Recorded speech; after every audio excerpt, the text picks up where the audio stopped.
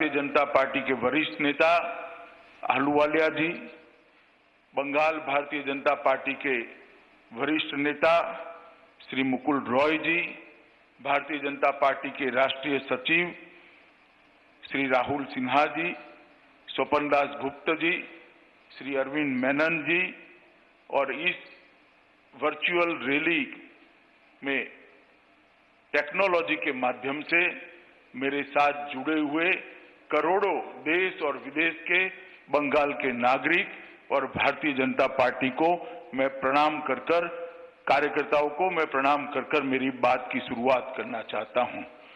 मैं आज बंगाल के साथ, बंगाल की जनता के साथ जनसंवाद का ये जो कार्यक्रम है, वो कार्यक्रम में सबसे पहले बंगाल की पवित्र भूमि को प्रणाम करना चाहता हूं, जिस भूमि में रामकृष्ण परमहंस, श्री विवेकानंद जी, रविंद्रनाथ टैगोर, सुभाष चंद्र बोस, राजा राम मोहन रॉय, ईश्वर चंद्र विद्यासागर, प्रणवानंद जी, बंकिम बाबू, श्यामा प्रसाद मुखर्जी, बटुकेश्वर दत्त, सूर्य सेन, हरिचंद और गुरुचंद ठाकुर जैसे अनेक लोगों ने भारतीयता को, भारतीय संस्कृति को और बंगाल के संस्कार को न केवल भारत, दुनिया के अंदर उजागर करने का काम किया है। मैं सभी बंगभूमि के, जहां बंगभूमि ने जिन्होंने जन्म लिया, ऐसे सभी महानुभावों को प्रणाम कर मेरी बात करना चाहता हूं। आज सबसे पहले बंगाल के अंदर और देश में कोविड महामारी के प्रकोप से जिन्होंने अपनी जान गंवाई है और बंगाल के अंदर अम्फान साइक्लोन के कारण जिन लोगों की जान गई है, वो सभी की आत्मा की चिर शांति के लिए मैं प्रभु के सामने प्रार्थना करता हूं। साथ साथ 2014 से बंगाल के अंदर परिवर्तन के लिए राजनीतिक संघर्ष करते करते 100 से ज्यादा भारतीय जनता पार्टी के कार्यकर्ताओं ने अपनी जान गंवाई है। मैं बहुत संवेदना के साथ आज 100 कार्यकर्ताओं के परिवारों को सलाम करना चाहता हूं कि आपके परिवार का त्याग, आपके परिवार का बलिदान सोनार बांग्ला के निर्माण में एक महत्वपूर्ण पड़ाव है, इसका बहुत योगदान है। और जब भी बंगाल के अंदर परिवर्तन का इतिहास लिखा जाएगा, आपके परिजनों ने जो बलिदान दिया है उसको स्वर्णिम अक्षर से लिखा जाएगा। आज मैं देश भर के कोरोना वॉरियर को भी बड़े सम्मान के साथ सैल्यूट करना चाहता हूं, जिन्होंने अपनी जान को जोखिम में डालते हुए अन्य की जान को बचाने के लिए कोरोना के खिलाफ लड़ाई लड़ने के लिए बाहर आए हैं। और जो भाई बहन पूरे देश भर में बंगाल में कोरोना से ग्रसित है, मृत्यु के खिलाफ, कोरोना के खिलाफ जंग लड़ रहे हैं, मैं इन सबको भी अपनी शुभकामनाएं देना चाहता हूं कि आप जल्दी स्वस्थ होइए और सोनार बांग्ला के अभियान के अंदर, सोनार बांग्ला के निर्माण के अंदर जुड़ जाइए और बंगाल के अंदर परिवर्तन की ये लड़ाई के अंदर जुड़ जाइए।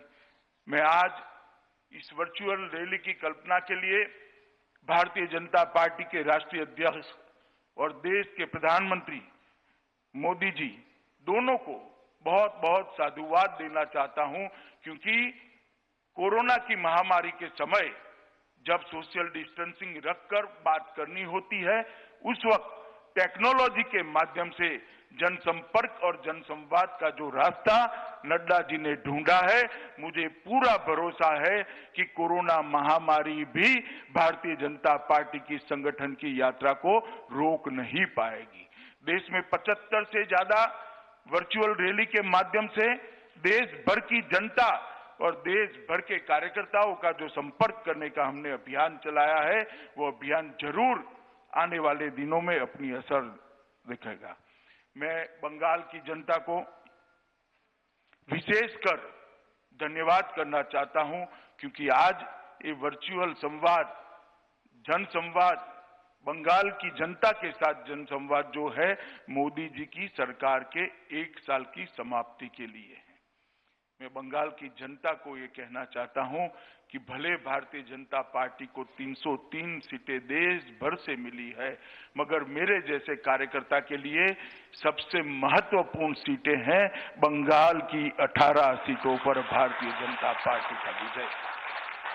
क्योंकि पूरे देश भर के अंदर जब लोकतंत्र की नींव मजबूत हुई, लोकतंत्र ने अपनी जड़ें जमाई, एकमात्र बंगाल ऐसा राज्य है जहां आज भी राजनीतिक हिंसा का कारोबार चल रहा है, राजनीतिक हिंसा की बोलबाल चल रही है और राजनीति के अंदर हिंसा का प्राधान्य हिंदुस्तान के किसी भी प्रदेश के अंदर नहीं होना चाहिए। हमने आह्वान किया था बंगाल की जनता को कि आप मोदी जी के हाथ मजबूत करिए, मोदी जी के साथ जुड़िए, मोदी जी के साथ महान भारत बनाने के एक अभियान के अंदर साथ दीजिए। और मुझे बहुत आनंद है, बहुत विशेष आनंद है कि बंगाल की जनता ने भारतीय जनता पार्टी और मोदी जी की ये अपील को स्वीकार करते हुए 42 में से 18 सीटें देकर मोदी जी को पूर्ण बहुमत के साथ प्रधानमंत्री बनाया। और ये जो आपका दिया हुआ हौसला है, आपका दिया हुआ आशीर्वाद है, मैं आपको विश्वास दिलाना चाहता हूं कि भारतीय जनता पार्टी सिर्फ आंदोलन करने के लिए बंगाल के मैदान में नहीं आई। भारतीय जनता पार्टी सिर्फ राजनीतिक दल के विस्तार के लिए बंगाल के मैदान में नहीं उतरी है। भारतीय जनता पार्टी बंगाल के अंदर हमारे संगठन की नींव मजबूत करना तो चाहती ही है, परंतु भारतीय जनता पार्टी फिर से संस्कारित बंगाल बनाना चाहती है, हमारा सोनार बांग्ला फिर से बनाना चाहती है और हम एक मजबूती के साथ बंगाल की जनता के साथ खड़े हैं। मित्रों, आज ये जो वर्चुअल रैली है, ये रैली टेक्नोलॉजी के माध्यम से भारतीय जनता पार्टी की कार्य संस्कृति और कार्य पद्धति को आगे बढ़ाने का एक रास्ता है। भारतीय जनता पार्टी लोकतांत्रिक तरीके से लोकतंत्र के अंदर अपने विचार का, अपनी विचारधारा का विस्तार करने में विश्वास रखने वाली पार्टी है। जब विचारधारा का, अपने स्वप्नों का विस्तार करना होता है तो जनसंपर्क और जनसंवाद बड़े महत्वपूर्ण होते हैं। भारतीय जनता पार्टी का ये कार्य संस्कृति रहा कि जहां जहां जनादेश मिला, हमने हमेशा के लिए अपने हिसाब देने के लिए जनता के सामने हम जाते रहे। 1 साल हो, 2 साल हो, 3 साल हो, 4 साल हो, 5 साल हो, हम जनता के सामने गए और हमारा हिसाब दिया। हम वो दलों में से नहीं है जो 10-10 साल तक बैठते हैं फिर भी शिकायतें ही करते रहते हैं। भाई, सत्ता आपको दे दी, सरकार आपको दे दी और हालत नहीं संभल रहे हैं तो केंद्र पर हमले करना, हम वो दल नहीं है। हम सत्ता जब मिलती है तब परिवर्तन करने में विश्वास करते हैं और हमने जो किया है इसका हिसाब किताब देने में विश्वास करते हैं। कोविड के कारण जब 1 साल समाप्त हुआ तब हम सब सोचते थे कि क्या होगा इस बार, जनसंपर्क कैसे करेंगे, जनसंवाद कैसे करेंगे, जनता को हिसाब कैसे देंगे और जनता से इसकी इच्छा कैसे जानेंगे। मगर नड्डा जी ने एक अच्छा रास्ता निकाल दिया। ये मैं आज तीसरी वर्चुअल रैली के अंदर उपस्थित हुआ हूं। मित्रों, एक अद्भुत प्रयोग, सफल प्रयोग भारतीय जनता पार्टी ने किया है। जब भी जनसंपर्क और जनसंवाद के भारत का इतिहास लिखा जाएगा, ये वर्चुअल रैली के लिए एक चैप्टर जरूर लिखने वाले ने रिजर्व करना पड़ेगा, इसका मुझे विश्वास है। मैं आज जिस प्रकार से बंगाल भारतीय जनता पार्टी ने इस कार्यक्रम का आयोजन किया है, 70,000 से ज्यादा एलईडी स्क्रीन लगाए हैं, दुनिया भर के बंगाल के लोगों को जोड़ा है, इनके एसोसिएशनों को जोड़ा है। मैं दिलीप घोष, मुकुल रॉय और कैलाश विजयवर्गीय और उनकी टीम को हृदय से बधाई देना चाहता हूं कि आपका ये परिश्रम बंगाल की जनता के साथ जनसंवाद भारतीय जनता पार्टी का जरूर रंग लाएगा। मित्रों, आज मैं जब आपके सामने उपस्थित हुआ हूं तब मोदी जी की सरकार का 1 साल समाप्त हुआ है, मोदी 2 का 1 साल समाप्त हुआ है। मगर मोदी 2 को आइसोलेशन में नहीं देख सकते, 1 साल को आइसोलेशन में नहीं देख सकते। नरेंद्र मोदी जी 2014 में देश के प्रधानमंत्री बने और 2014 से 2019 में फिर से जनादेश प्राप्त किया और उसका 1 साल समाप्त हुआ। ये 6 साल भारत को हर तरीके से आगे बढ़ाने के 6 साल रहे हैं। ये 6 साल भारत की समस्याओं का समाधान करने के 6 साल रहे हैं। ये 6 साल भारत को दुनिया में सम्मान दिलाने के 6 साल रहे हैं। ये 6 साल 60 करोड़ लोगों के जीवन के अंदर परिवर्तन लाने के 6 साल रहे हैं। और ये 6 साल के अंदर स्केल भी बदला है और स्किल भी बदली है। हर तरीके से नए भारत की रचना की दिशा में हम मोदी जी के नेतृत्व में आगे बढ़े हैं। जब मोदी जी को नेता चुना गया, मैं भी भारतीय जनता पार्टी के महासचिव के नाते संसद के सेंट्रल हॉल में था। मुझे आज भी मोदी जी का पूरा भाषण याद है।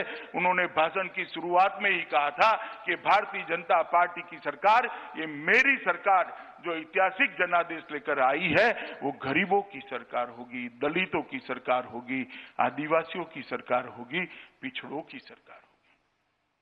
दूसरे दिन अखबारों ने, ढेर सारे अखबारों ने अपने कमेंट्स लिखे थे कि सब ऐसा कहते हैं मगर गरीबों के लिए कुछ नहीं होता।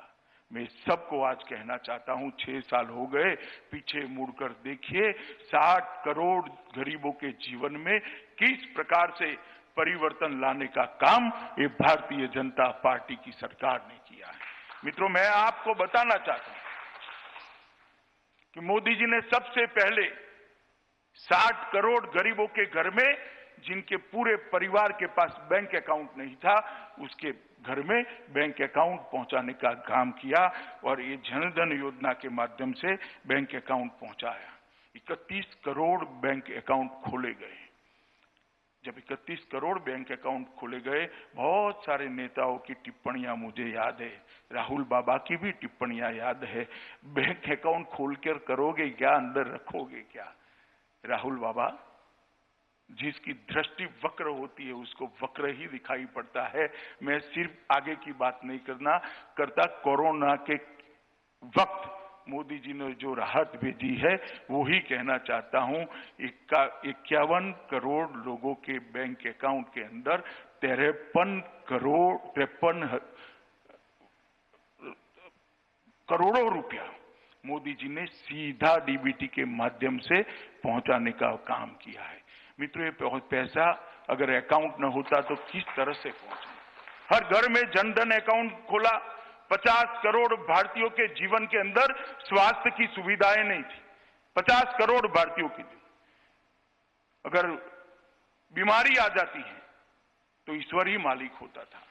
परंतु जब मोदी जी आयुष्मान भारत योजना लेकर आए, 50 करोड़ भारतीयों के जीवन में एक नया उजाला आया।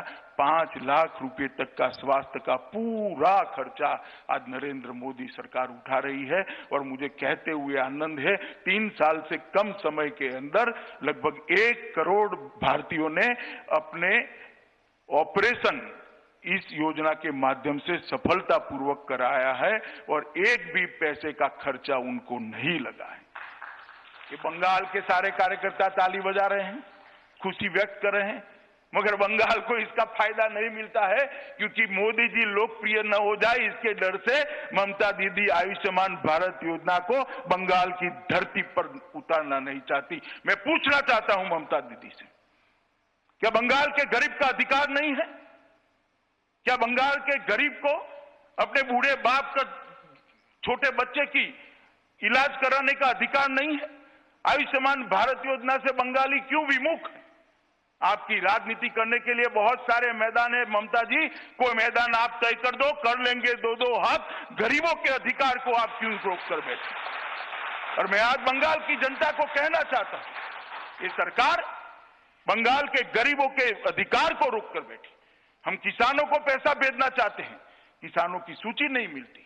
हम गरीबों को आयुष्मान भारत योजना के माध्यम से 5 लाख तक स्वास्थ्य का खर्चा देना चाहते हैं। आयुष्मान भारत योजना बंगाल के अंदर लागू नहीं होती। किस प्रकार की व्यवस्था आप कर? राजनीति की भी एक हद होती है और आप हमें कह रही है हम राजनीति कर रहे हैं। देश भर ने आयुष्मान भारत योजना स्वीकार ली, अंत में अरविंद केजरीवाल जी ने भी स्वीकार ली, मगर ममता दीदी आप क्यों नहीं स्वीकार रही हो? बंगाल की जनता आपको पूछना चाहती है और मैं भी पूछना चाहता हूं। मगर मैं बंगाल वालों को आश्वस्त करना चाहता हूं, चुनाव समाप्त होने दीजिए। भारतीय जनता पार्टी के मुख्यमंत्री के शपथ की 1 ही मिनट के बाद आयुष्मान भारत योजना वहां पर लागू होगी। देश के अंदर गरीब के लिए गैस सिलेंडर एक स्वप्न था। गरीब मां, गरीब महिला, गरीब बच्ची टहनियां, कंडा जलाकर अपने खाना पकाती थी, धुएं से त्रस्त हो जाती थी। नरेंद्र मोदी सरकार ने 8 करोड़ गरीब माताओं के घर में गैस का सिलेंडर भेजा और 8 करोड़ घरों को धुएं से मुक्त करने का काम ये भारतीय जनता पार्टी की नरेंद्र मोदी सरकार ने किया है। मित्रों, मैं कहना चाहता हूं कि 8 करोड़ माताओं का आशीर्वाद आज नरेंद्र मोदी जी के साथ है। देश में आजादी के 70 साल के बाद 20,000 गांव ऐसे थे जहां पर बिजली ही नहीं थी। 2.5 करोड़ से ज्यादा घर ऐसे थे जहां लालटेन जलती थी। नरेंद्र मोदी जी ने दर्द को समझा कि 70 साल हो गए, लोकतंत्र के मायने ही क्या रह जाते थे जब 70 साल के बाद भी कोई गांव में बिजली का खंभा भी न हो, कोई घर के अंदर बिजली का बल्ब न लगे। मोदी जी ने योजना बनाई, सौभाग्य योजना। 2.5 करोड़ गरीबों के घर में मुफ्त बिजली का कनेक्शन पहुंचा और धुएं की तरह अंधेरों को भी घर से बाहर निकालने का काम भारतीय जनता पार्टी के नेता और देश के प्रधानमंत्री नरेंद्र मोदी। देश के 2.5 करोड़ लोग ऐसे हैं, 2.5 करोड़ परिवार ऐसे जिन्होंने पहली बार बिजली देखी है। 10 करोड़ परिवार ऐसे थे जिनके घर में शौचालय नहीं थे। महिला हमेशा, घर की माताएं, बहनें, बच्चियां हमेशा शर्मसार होती थी। 10 करोड़ घरों के अंदर शौचालय पहुंचाकर ये महिलाओं को सम्मान देने का काम भारतीय जनता पार्टी की नरेंद्र मोदी सरकार ने किया है। 2.5 करोड़ लोग ऐसे थे जिनके पास घर नहीं था, अभी भी कुछ लोग हैं, मगर मोदी जी ने संकल्प किया है कि 2022 के पहले हर भारतीय को, हर भारत के नागरिक को हम एक पक्का घर देने का काम समाप्त कर देंगे। ये अभियान के तहत, प्रधानमंत्री आवास योजना के तहत 2.5 करोड़ लोगों को, 15 लाख लोगों को, 2.5 करोड़ लोगों को घर दिया।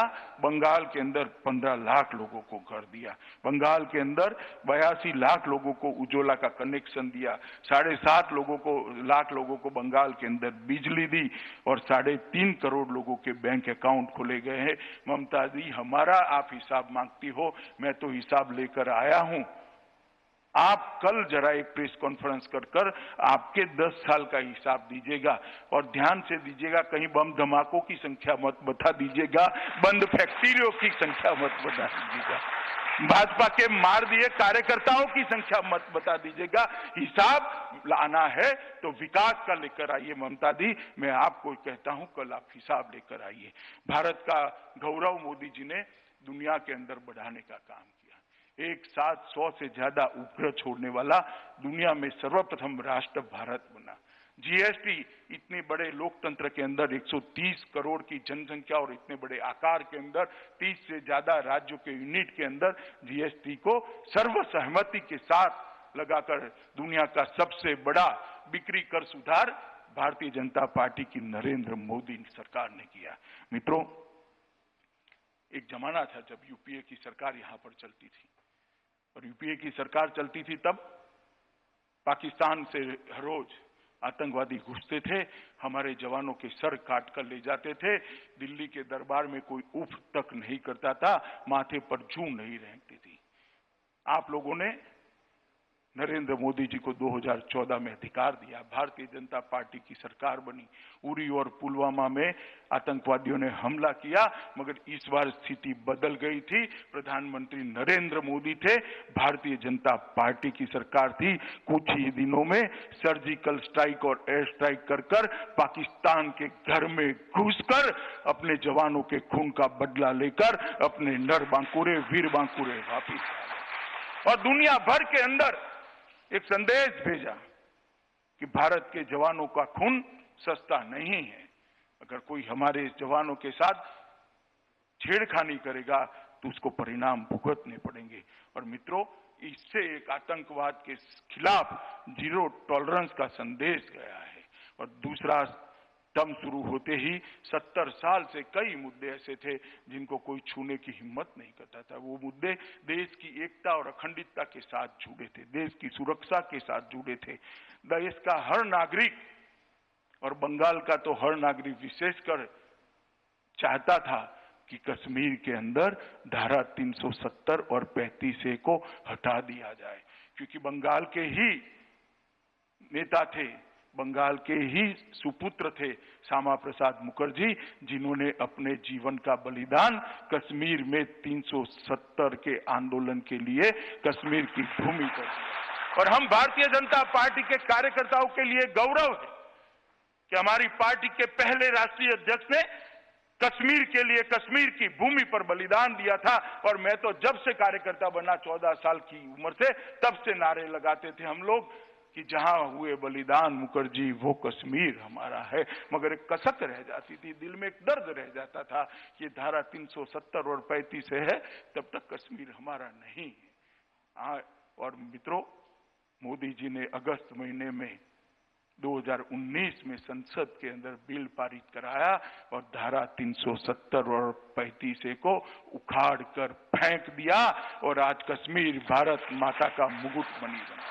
हमेशा के लिए कश्मीर के साथ भारत का जुड़ाव करने का काम नरेंद्र मोदी जी ने किया। और मैं मानता हूं, जब भी देश की एकता और अखंडता के लिए कुछ भी लिखा जाएगा, मोदी जी का एक कदम भूरी भूरी प्रशंसा के साथ किसी भी कटु आलोचक को भी लिखना पड़ेगा कि धारा 370 और 35A को हटाने का काम ये भारतीय जनता पार्टी की सरकार ने किया। देश के करोड़ों लोग चाहते थे कि जहां श्री राम का जन्म हुआ वहां भव्य राम मंदिर बने। सब लोग चाहते थे। कई आंदोलन हुए। 150 साल पुराना केस समाप्त नहीं होता था। कांग्रेस सरकार की नीति थी केस को लटकाए रखो, तुष्टीकरण की राजनीति करते रहो, मसलों को उलझाते रहो, दंगे होते रहते हो। मोदी सरकार आई, सटीक आर्ग्यूमेंट्स कोर्ट के सामने रखे गए, परिणाम आया और मोदी जी ने अभी गत ही लोकसभा के सेशन के अंदर, लोकसभा के अंदर भव्य राम मंदिर के निर्माण के लिए ट्रस्ट की रचना की घोषणा कर राम मंदिर का रास्ता प्रशस्त कर दिया। और कुछ ही महीनों में आसमान को छूता हुआ प्रभु श्री राम का मंदिर, जहां श्री राम का जन्म हुआ था, उसी भूमि पर हम देख पाएंगे। मैं मानता हूं न केवल देश के बाहर रहने वाले करोड़ों लोगों के मन की श्रद्धा को नरेंद्र मोदी जी ने परवान चढ़ाया है। 3 तलाक का मामला था, फिर तुष्टीकरण की राजनीति, वोट बैंक की राजनीति, करोड़ों मुस्लिम माताओं बहनों को अन्याय होता रहा, सालों तक अन्याय होता रहा, इसको छूने की कोई हिम्मत नहीं करता था।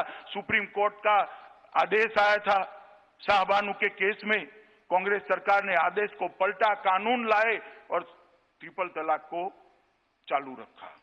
मोदी सरकार ने मुस्लिम माताओं और बहनों को, बच्चियों को अपना अधिकार देने का कदम उठाया और ट्रिपल तलाक को तलाक देकर संविधान के बाहर करने का। मित्रों, ऐसी ऐतिहासिक घटनाएं हैं जो हमारी राजनीति के अंदर, देश के लोकतंत्र के अंदर तुष्टीकरण की राजनीति करने वालों ने सालों तक नहीं की। मोदी जी ने एक झटके में किया है। और मैं बंगाल के लोगों को कहना चाहता हूं कि इतना ही बड़ा कदम है सिटीजनशिप अमेंडमेंट एक्ट। विभाजन के बाद करोड़ों लोग पड़ोसी देश से आए, शरणार्थी आए, 70 साल से वो वैसे ही रहते रहे, कोई कानूनी अधिकार नहीं, कोई पहचान नहीं, अपने ही देश में वो निराश्रित बनकर रहे। वहां तो परेशान होते ही थे, यहां पर भी परेशान हुए। अपनी सरकारों ने भी उनकी सुध नहीं ली क्योंकि तुष्टीकरण की राजनीति करनी थी। मित्रों, नरेंद्र मोदी सरकार आई, इसने करोड़ों शरणार्थी जो आए थे उनको सम्मान देने का भारत का वादा जो सन 47 में किया गया था, उसको 2019 में पूरा किया और सिटीजनशिप अमेंडमेंट एक्ट लेकर आए और वो शरणार्थियों को नागरिकता का अधिकार दिया। मैंने ममता जी का चेहरा उस दिन देखा था, गुस्से से लाल बबूला हो गई थी, नाम देने की, बोलने की तमीज भी नहीं रही थी। मैंने इतना गुस्से किसी व्यक्ति को कभी नहीं देखा कि हम इसका विरोध करेंगे, एडी चोटी का विरोध करेंगे। संसद में भी किया, रोड पर भी किया, रैलियां निकाली। मैं ममता दीदी को आज इतना पूछना चाहता हूं कि मतुआ समाज के लोगों ने आपका क्या बिगाड़ा है? ये नामशूद्रों ने आपका क्या बिगाड़ा है? बांग्लादेश से जो बंगाली भाई आए हैं, उन्होंने आपका क्या बिगाड़ा है? उनको नागरिकता मिले, इसका आप क्यों विरोध कर रही हो? उनको सम्मान मिले, उसका आप क्यों विरोध कर रही हो? बंगाल की जनता जानना चाहती है। उन्होंने स्पष्टता करनी चाहिए बंगाल की जनता के सामने कि जो शरणार्थी आए हैं उनको हम नागरिकता देने का विरोध कर रहे हैं, इसके ये कारण है। और मैं ममता जी को कहना चाहता हूं कि आप सीएए का विरोध कर रही है, जब मतपेटियां खुले तब देख लेना कि बंगाल की जनता को बंगाल की जनता आपको राजनीतिक शरणार्थी बनाने वाली है। सीएए का विरोध आपको बहुत महंगा पड़ेगा। मित्रों, भारतीय जनता पार्टी की सरकार ने, हमारे नेता नरेंद्र मोदी जी ने कई ऐसे फैसले लिए जो 70 साल तक नहीं लिए गए थे। महात्मा गांधी ने कहा था, सरदार पटेल ने कहा था, राजेंद्र बाबू ने कहा था, जवाहरलाल नेहरू ने कहा था, मगर ये कांग्रेस कभी भी उनको नागरिकता देना नहीं चाहती थी।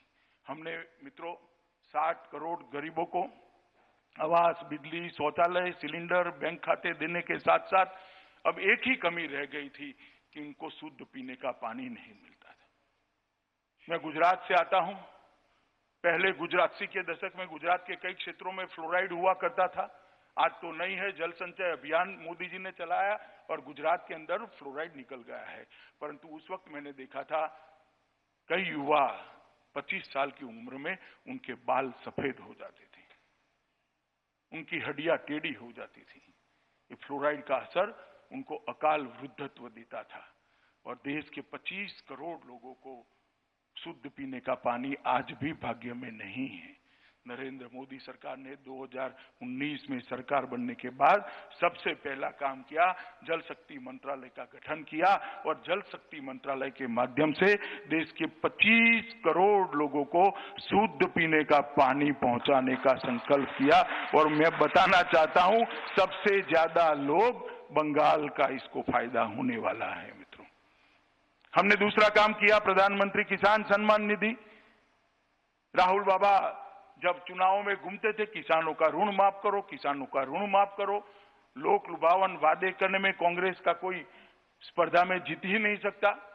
मगर मैं आज बंगाल की जनता को बताना चाहता हूं कि यूपीए ने 10 साल में एक बार किसानों का ऋण माफ किया। 3.5 करोड़ किसानों को 60,000 करोड़ रुपया माफ किया। वो कहते हैं, आंकड़े कुछ और है, मगर इनका दावा मान भी ले तो 3.5 करोड़ लोगों को 60,000 करोड़ रुपया आपने माफ किया। राहुल बाबा, ध्यान से मेरी बात सुनना जरा। और मोदी जी ने हर किसान को 6,000 रुपया देने की बात की। 9.5 करोड़ किसानों के बैंक अकाउंट में 72,000 करोड़ रुपया पहुंच गया है और हर साल 6,000 रुपया पहुंचने वाला। हमने आदिवासी भाइयों के कल्याण के लिए 400 नए एकलव्य स्कूल बनाए और इसके माध्यम से आज वो अपने जीवन को आगे बढ़ा रहे हैं। मित्रों, इसी एक साल के अंदर कोरोना का संकट आया, वैश्विक महामारी आई। कोरोना का संकट आया तब मैं पहले क्या होता था बताना चाहता हूं। पहले भी कई आपदाएं आई हैं। कुदरती आपदा पहली बार भारत में नहीं आई है। कोई महामारी भी पहली बार नहीं आई। पहले महामारी आती थी तो सरकारें लड़ती थी, अच्छे से लड़ती थी। मैं ना नहीं कहता, ऐसा नहीं है कि हमारी सरकार ही अच्छे से लड़ी, पहले की सरकारें भी लड़ी, मगर फर्क ये था कि पहले सरकारें लड़ती थी। मोदी जी ने इस प्रकार से महामारी के खिलाफ देश को तैयार किया कि आज नरेंद्र मोदी सरकार तो लड़ ही रही है, सभी राज्य सरकारें भी लड़ रही है और साथ में 130 करोड़ की जनता भी महामारी के खिलाफ लड़ने के लिए एकजुट। ये नेतृत्व का प्रभाव होता है। जब मोदी जी ने जनता कर्फ्यू का आह्वान किया, दुनिया के लिए अचंभा था कि एक भी पुलिस के इंटरफियरेंस के बगैर 130 करोड़ के देश में कर्फ्यू कैसे हो सकता है। सबको आश्चर्य था। जब देश ने आह्वान को माना और देखा, कई टीवी चैनलों ने भी दिखाया कि रोड सुनसान पड़े हैं, कोई व्यक्ति घर के बाहर नहीं निकल रहा है। मैंने शास्त्री जी के बाद पहली बार देखा है कि किसी प्रधानमंत्री की अपील पर स्वयंभू रूप से 130 करोड़ लोग सेल्फ डिसिप्लिन तरीके से अपने घर के अंदर बैठे रहे। उन्होंने इससे एक सामूहिक मन बनाने का प्रयास किया। इसके बाद में कोरोना के खिलाफ घंटी बजाओ, थाली बजाओ, उसके बाद दिया जलाने का कार्यक्रम, उसके बाद कोरोना वॉरियर के सम्मान में तीनों सेनाओं ने पुष्प वर्षा करी। ये सारी चीजें कर कर मोदी जी ने एक राष्ट्र, एक जन, एक मन ऐसी अटूट श्रृंखला बना दी कि पूरा देश जैसे एक मन से कोरोना के सामने लड़ने के लिए खड़ा है। और उसी का नतीजा है कि देश, दुनिया के सबसे विकसित देश भी आज ये देखने आते हैं कि भारत कोरोना के खिलाफ कैसे लड़ा है। मित्रों, कई प्रकार से 130 करोड़ लोगों को मोदी जी ने एकजुट किया। कई सर्वेक्षण हुए हैं, कोई 84% लोगों को मोदी जी के साथ बताता है, कोई 94% लोगों को बताता है, मगर मैं कहता हूं आपके सर्वेक्षण गलत है। 100% 130 करोड़ की जनता आज नरेंद्र मोदी के साथ चट्टान की तरह खड़ी है। मित्रों, प्रधानमंत्री गरीब कल्याण पैकेज कोरोना की महामारी की शुरुआत में ही लेकर आए। मोदी जी को मालूम था कि सबसे बुरी असर देश के गरीबों को पड़ी। 1,70,000 करोड़ का पैकेज लेकर आए, जिसके अंदर ढेर सारी योजनाएं थी। मैं कुछ योजना जरूर बताना चाहता हूं। किसान सम्मान निधि लगभग 8.7 करोड़ लोगों को 16,000 करोड़ रुपया दिया। बंगाल में कुछ नहीं मिला क्योंकि हमारे पास सूची नहीं है। महिला जनधन खाता 20 करोड़ लोगों को 30,000 करोड़ रुपया मिला।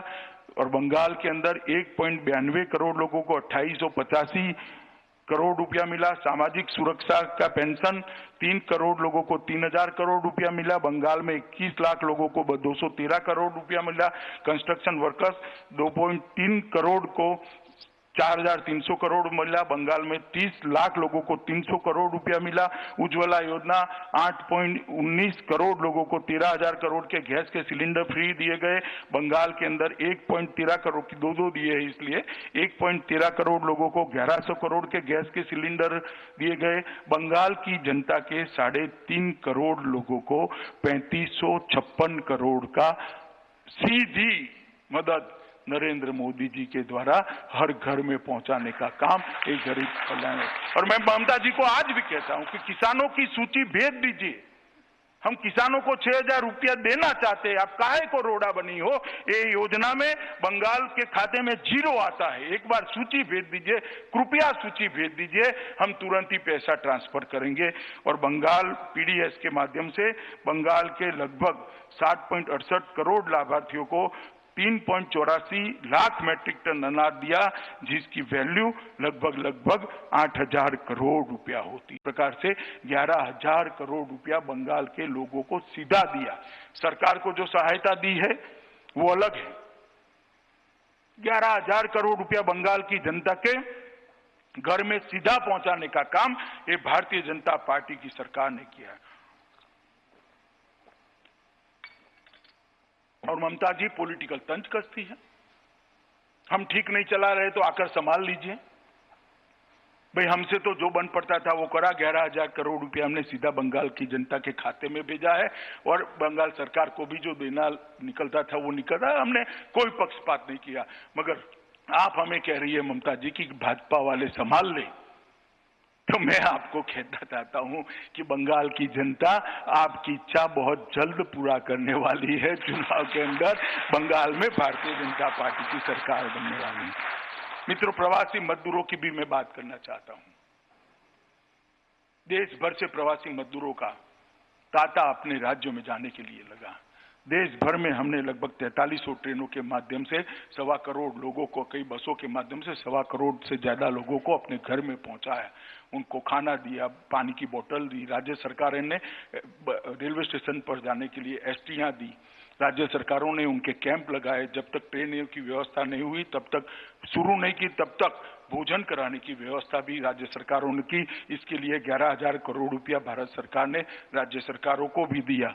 मगर जब ट्रेनें चालू हुई तब एकमात्र बंगाल राज्य ऐसा था जिन्हें सबसे कम ट्रेन ली। अब तक 236 ट्रेनों के अंदर हमने 3 लाख लोगों को पहुंचा है। उत्तर प्रदेश के लिए 1700 ट्रेनें चली है, बिहार के लिए 1500 ट्रेनें चली है।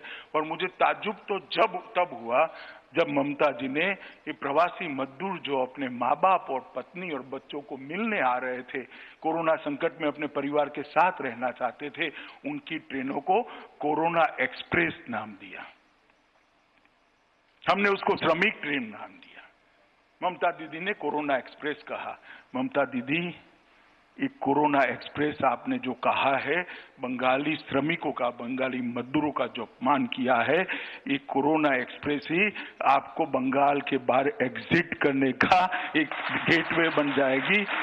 तृणमूल कांग्रेस को बंगाल के बाहर पहुंचाने वाली एक्सप्रेस गाड़ी बन जाएगी। ये मजदूर भूलेगा नहीं कि इसके संकट के समय में घाव पर नमक छिड़कने का काम आपने किया। मित्रों, मैं आज बंगाल की जनता को यह भी कहने आया हूं, यही बंगाल है जो एक समय पूरे देश को रास्ता दिखाता था। चाहे शिक्षा व्यवस्था की बात हो, समाज सुधार की बात हो, धार्मिक आंदोलन हो, देश को आजाद करने की लड़ाई लड़नी हो, देश के कानून को व्यवस्थित करने की लड़ाई लड़नी हो, हर क्षेत्र के अंदर बंगाल देश का नेतृत्व करता था। एक जमाने में कहा जाता था, बंगाल जो आज सोचता है, देश 50 साल बाद वो सोचता है। आज बंगाल को क्या होगा? जिस बंगाल से आजादी के नारों का सूत्रपात होता था, जहां वंदे मातरम की रचना, जहां जनगण मन लिखा गया, वो आज बंगाल को क्या हो गया? जहां शांति निकेतन का अस्तित्व है, एक नए प्रकार की शिक्षा व्यवस्था की बात हुई, रामकृष्ण और विवेकानंद का एक हिंदू धर्म के पुनरुद्धार का आंदोलन चला, चैतन्य महाप्रभु ने भक्ति आंदोलन की शुरुआत की, वो बंगाल को आज क्या हो गया है? जो बंगाल को सोनार बांग्ला कहते थे, वो बंगाल को आज क्या हो गया है? जहां रविंद्र संगीत की धुन सुनाई देती थी, गूंज सुनाई देती थी, वो बंगाल आज बम के धमाकों से दहल कर रह गया है। गोलियों की आवाज लोगों की चीखों से, हत्याओं से सुन्न रह गया है। कौमी दंगों से इसकी आत्मा को बहुत बड़ी क्षति पहुंची है। सर्वधर्म समभाव के लिए सबसे अच्छा उदाहरण बंगाल का दिया जाता था। वो बंगाल को तुष्टीकरण की ओछी राजनीति कर किसी एक समुदाय के लिए ही प्रायोरिटी देने का काम आज बंगाल के अंदर हो रहा है। सोनार बांग्ला की जगह कम्युनिस्ट पार्टी पहले 2.5 दशक तक और अब 1 दशक तक तृणमूल कांग्रेस बंगाल को गरीबी की दिशा में ढकेलने का काम कर दिया है। भ्रष्टाचार, टोलबाजी, राजनीतिक हिंसा, सत्ता, स्वार्थ, सिंडिकेट, संपत्ति, ये 4 एस के आधार पर तृणमूल कांग्रेस ने कम्युनिस्टों को भी अच्छा कहलाई इस प्रकार का शासन किया है। मित्रों, मैं बंगाल की जनता को कहने आया हूं कि क्या राजनीतिक हिंसा कभी बंगाल का आभूषण बन सकता है क्या? राजनीतिक परिवर्तन का माध्यम हिंसा हो सकती है क्या? किसी की रैली न करने देना, किसी से बात। अब ममता जी, अब क्या करोगी? चलो, हम तो वर्चुअल रैली से बंगालियों से बात कर रहे हैं, अब आप क्या करोगी? रोड लोग रोक देंगे, हेलीकॉप्टर रोक देंगे। ममता जी, आप परिवर्तन को नहीं रोक सकती। मैं बंगाल की जनता को पूछना चाहता हूं कि भारतीय जनता पार्टी के 100 कार्यकर्ताओं पर जानलेवा हमले हुए, जाने गई कई सैकड़ों कार्यकर्ता घायल हुए, ये लोकतंत्र है क्या? पत्रकारों पर फर्जी एफआईआर लगाई जाती है, प्रचार माध्यमों को मजबूर किया जाता है कि पत्रकारों को निकाल दो क्योंकि वो दीदी के खिलाफ लीड रहे हैं। होमगार्ड को एक पार्टी की सेना बनाकर रख दिया। ये बंगाल को लोकतंत्र की दिशा में ले जाने की दिशा में बंगाल की जनता को पूछने आया। और ममता दीदी को मैं कहना चाहता हूं, ममता दीदी, हिंसा का कीचड़ जितना फैलाओगी, भाजपा का कमल इतना ही प्रदीप्त होकर बाहर। हम हिंसा से डरने वाले लोग नहीं है। बलिदान का मेरी पार्टी का इतिहास है। मेरे पहले राष्ट्रीय अध्यक्ष ने, बंगाल के सपूत श्यामा प्रसाद मुखर्जी ने कश्मीर की भूमि पर बलिदान दिया है, संस्कार हमें दिया है। आप हमें रोक नहीं सकती, आप हमें दबा नहीं सकती। बंगाल की जनता से संवाद करने से हमें रोक नहीं सकती हो। मित्रों, और कितना भ्रष्टाचार, हा, भ्रष्टाचार की तो कोई सीमा ही नहीं रही। इतना भ्रष्टाचार कि मैं आपको गिनाते गिनाते थक जाऊं। ढेर सारे भ्रष्टाचार के किस्से मेरे पास है। No signal, no worry. Presenting Z News app with live TV, latest updates and expert opinion. Available on Google Play and App Store. Download it now.